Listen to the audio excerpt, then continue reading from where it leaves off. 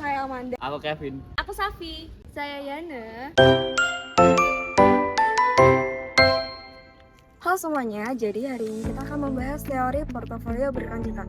Apa itu teori portofolio berkelanjutan? Jadi teori ini merupakan pengembangan dari teori modern yang menjadi dasar dalam dunia investasi. Yuk kita nyimak bareng-bareng. Jadi gini, teori portofolio berkelanjutan itu sebenarnya pengembangan dari modern portofolio teori atau juga MPT. Kalau teori dasarnya fokus ke cara nyebar investasi biar resiko dan hasilnya seimbang. Versi lanjutannya ini udah lebih canggih. Terus sekarang teori ini juga membahas hal-hal kayak frontier efisien, CAM, MPT, dan modal multifaktor. Intinya teori ini bantu investor ngatur portofolio yang nggak cuma untung, tapi juga ngikutin perubahan pasar yang cepat banget. Jadi kali ini aku akan membahas tentang kelebihan dan kekurangan MPT. Nah, apa sih kelebihan teori ini?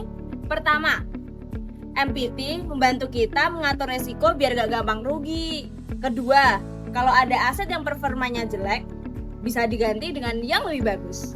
Yang ketiga, kita nggak cuma ngandelin satu investasi doang, jadi aman. Tapi ya, nggak ada teori yang sempurna.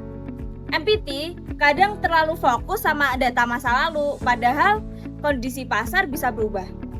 Selain itu, teorinya juga nganggap hasil investasi itu selalu normal dan stabil, padahal dunia nyata kadang penuh kejutan nggak sih? Nah, kalau kita ngomongin model MPT, dia bisa lepas dari model Markowitz. Model ini ngajarin kita buat nyusun portofolio efisien alias kombinasi investasi yang bisa kasih hasil paling tinggi dengan resiko sekecil mungkin. Tapi model ini juga punya asumsi investor rasional dan anti risiko serta modelnya milik sendiri. Keunggulan model Markowitz ini membantu banget loh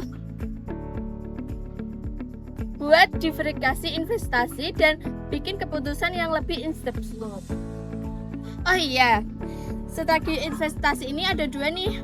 Yang pertama, aktif kalau kamu suka analisis dan mau nyari peluang yang lebih besar. Yang kedua, pasif kalau kamu lebih santai dan cukup ikut arus pasar saja.